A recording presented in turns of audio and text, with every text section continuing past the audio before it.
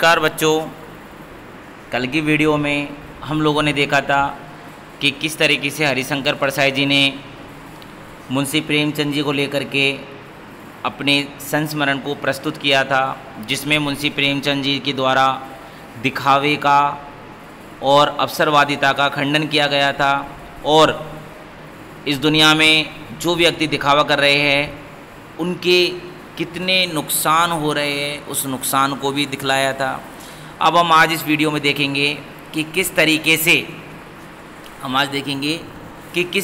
से हरिशंकर परसाई जी मुंशी प्रेमचंद जी से संबंधित संस्मरण के प्रश्न उत्तरों को हमारे सामने प्रस्तुत करते हैं। देखिए, हरिशंकर परसाई ने प्रेमचंद का जो शब्द चित्र हमारे सामने प्रस्तुत किया है उससे प्रेमचंद के व्यक्तित्व की कौन सी विशेषताएं उभर कर आती है। तो देखिए, आपको बताना है प्रेमचंद के व्यक्तित्व की विशेषताएं, केवल व्यक्तित्व की, उनके पर्सनैलिटी की। प्रेमचंद के व्यक्तित्व की निम्नलिखित विशेषताएं हैं। नंबर 1 देखो बेटाओ, प्रेमचंद प्रदर्शनवाद से दूर सादगी युक्त जीवन जीते थे, दिखावा नहीं करते थे और सिंपल सादा जीवन जीते थे। वे जैसे थे वैसे ही सबके सामने जाते थे और उन्हें किसी प्रकार का संकोच नहीं होता था। नेक्स्ट, दूसरा पॉइंट क्या बताओगे? प्रेमचंद के विचार उच्च थे, उन्होंने कई सामाजिक बुराइयों के खिलाफ अपने साहित्य में लिखा भी है। नंबर 3, प्रेमचंद एक स्वाभिमानी व्यक्ति है। मुंशी प्रेमचंद एक कैसे व्यक्ति है? स्वाभिमानी व्यक्ति है।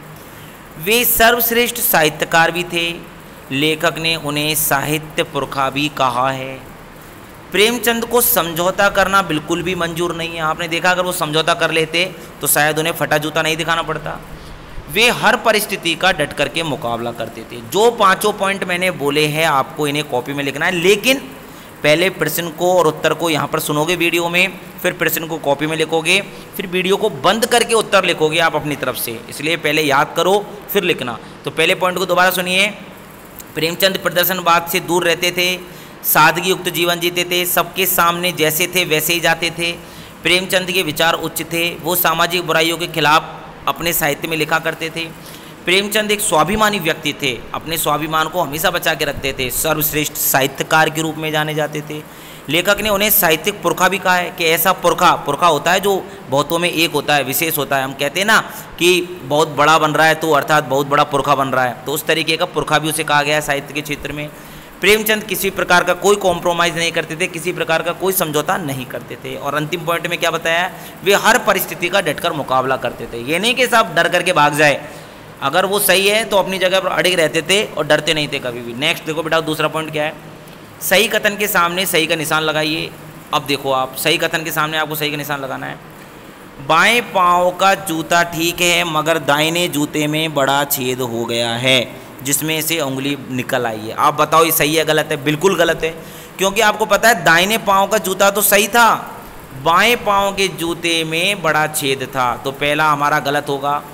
दूसरा देखो आप, लोग तो इत्र चुपड़ करके फ़ोटो खिंचाते हैं जिससे फ़ोटो में खुशबू आ गई है। बिल्कुल, लोग क्या करते हैं? दिखावा करते हैं। लोग सोचते हैं, क्या सोचते हैं कि वो अच्छे से अच्छे कपड़े तो पहनते हैं, लेकिन साथ के साथ में वो क्या करते हैं? वो उन कपड़ों पर इत्र और छिड़क लेते हैं, अर्थात परफ्यूम लगा लेते हैं। वो सोचते हैं कि अगर मैंने परफ्यूम लगा लिया तो फ़ोटो में खुशबू भी आएगी। तो हमारा ये जो दूसरा पॉइंट है ये बिल्कुल सही है, लेखक ने बिल्कुल सही कहा है इस बात को कि इस तरीके से लोग करते हैं।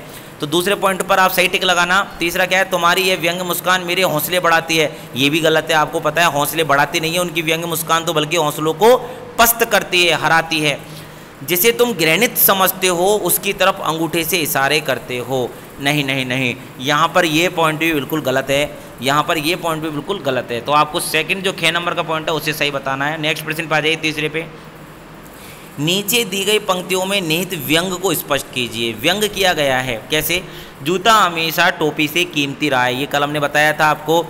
अब तो जूते की कीमत और बढ़ गई है और एक जूते पर 2500 टोपियाँ न्यौछावर हो जाती है। अब देखो ये बात क्यों कही है? इस बात को गुस्से में बोला है, व्यंग किया गया है। तो देखिए किस प्रकार का व्यंग किया गया है मेरे बच्चों। व्यंग यहाँ पर जूते का आशय ताकत से है, जूते का आशय किससे? ताकत से एवं शक्ति प्रदर्शन से है। तथा टोपी मान मर्यादा और इज्जत का प्रतीक है। तो आजकल लोग इज्जत से ज़्यादा ताकत को महत्व देते हैं। अभी आपको पता है कि कोई आदमी इज्जत से पेश आ रहा है, बेटा पढ़ ले, नहीं। लेकिन अगर वही टीचर, अगर वही पेरेंट्स अगर उस बच्चे के एक चांटा मार दे तो वो बच्चे पढ़ने बैठ जाता है। तो इसका मतलब क्या है कि लोग प्रेम के व्यवहार को नहीं समझ रहे हैं, लोग ताकत को समझ रहे हैं। भले ही वे सिर्फ अपना काम निकालने के लिए ऐसा करते हो, पर आज लोग अपने शक्ति सामर्थ्य के बल पर अनेक टोपियों को अपने जूते पर झुकने को विवश कर देते हैं। तो हम देख सकते हैं यहाँ पर टोपियों की कीमत और जूतों की कीमत दोनों में अंतर बताते हुए जूतियों को अर्थात टोपियों से ज़्यादा महत्व दिया गया है, ज़्यादा कीमती बताया गया है, जबकि ये बिल्कुल नेगेटिव है, ये केवल व्यंग्य किया गया है, लक्षण के विपरीत बात कही गई है। नेक्स्ट देखो बेटाओ, तुम पर्दे का महत्व नहीं जानते, हम पर्दे पर कुर्बान हो रहे हैं।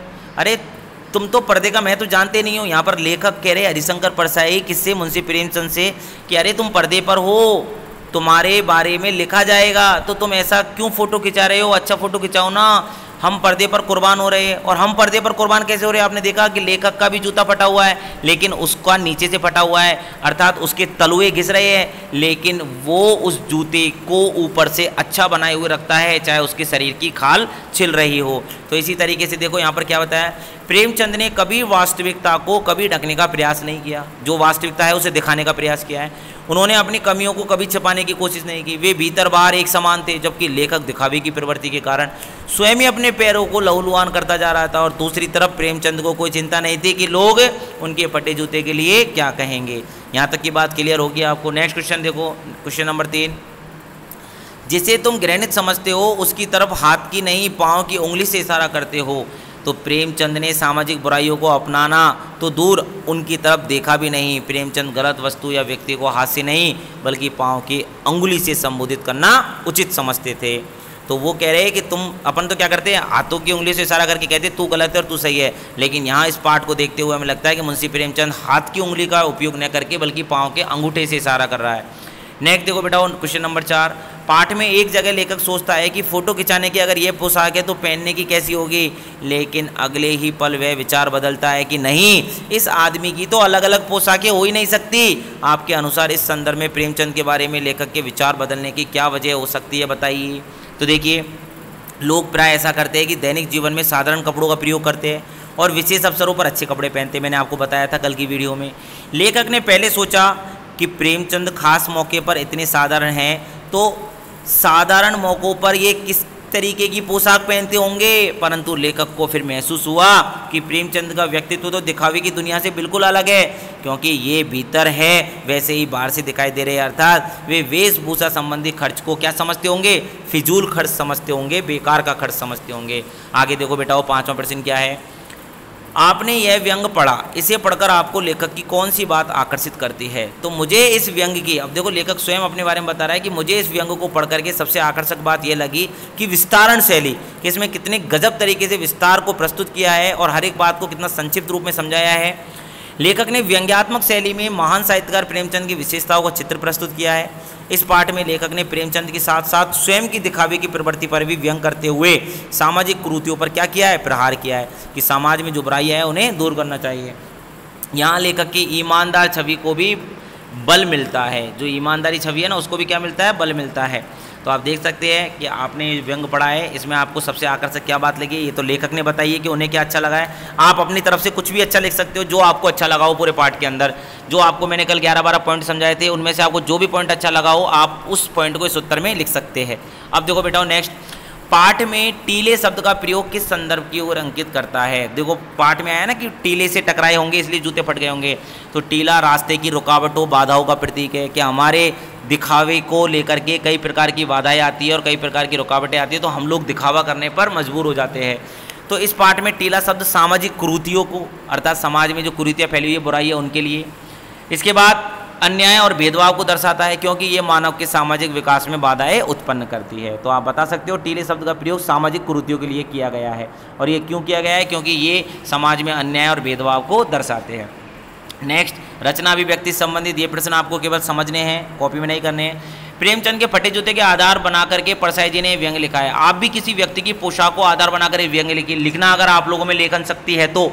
कुछ बच्चे बहुत सुंदर लिखते हैं, तो मैं चाहता हूं कि इसमें से 1-2 बच्चे लिखे कि किस तरीके से हमारे सामने कोई व्यक्ति है जो दिखावा करता है, घर में उसके चूहे 11 का व्रत कर रहे हैं और वो बाहर ऐसे घूमता है जैसे VIP हो, तो उस तरीके का कोई व्यक्तित्व लेना और उसको बताना। या फिर कोई ऐसा व्यक्ति लेना जो जैसा है वो वैसा ही दिखता है, किसी प्रकार का कोई दिखावा नहीं करता है। आपकी दृष्टि में वेशभूषा के प्रति लोगों की सोच में क्या परिवर्तन है? आप जानते हो दिखावा की ज़िंदगी है, लोग अपने आप को दिखावे के लिए किसी भी प्रकार से अपने आप को प्रस्तुत करते हैं। तो आप लोग अपने मन से लिखोगे, इसको भी लिखना चाहोगे तो भाषा अध्ययन पाठ में आए मुहावरे छांटिए, उनका वाक्य में प्रयोग कीजिए। तो देखो मुहावरे अटक जाना, स्थिर हो जाना, न्यौछावर होना, कुर्बान होना, ठीक है, पछतावा होना, पश्चाताप होना, रो पड़ना, पीड़ा महसूस करना, लहूलुहान होना, घायल होना, इन बातों को लिख सकते हो। 10वां प्रश्न क्या है? प्रेमचंद के व्यक्तित्व को उभारने के लिए लेखक ने जिन विशेषणों का प्रयोग किया है उनकी सूची बनाई है। चाहो तो इनको लिख देना कि वो महान कथाकार थे, उपन्यासकार थे, जनता के लेखक थे, साहित्य के महान पुरखे थे, युग प्रवर्तक थे। तो ये सारी बातें आप लोग अपनी कॉपी में लिखने के बजाय केवल आप समझने पर ध्यान देना। बाकी रचना अभिव्यक्ति से पहले कि जितने भी प्रश्न हैं उन्हें अपनी कॉपी में अवश्य लिखे, समझ के लिखे। किसी प्रकार की कोई दिक्कत आती है तो अपने प्रश्नों को मुझ तक पहुँचाएँ। आज के लिए इतना ही, बहुत बहुत धन्यवाद, आपने इसे ध्यान से सुना। जय हिंद।